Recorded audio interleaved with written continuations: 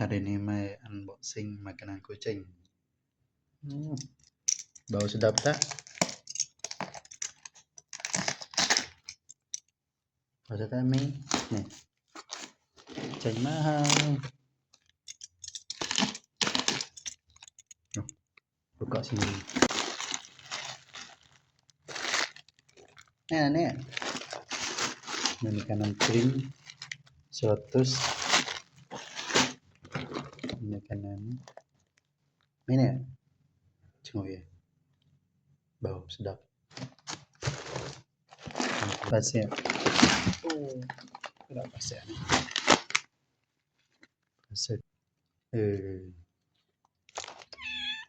Oh no.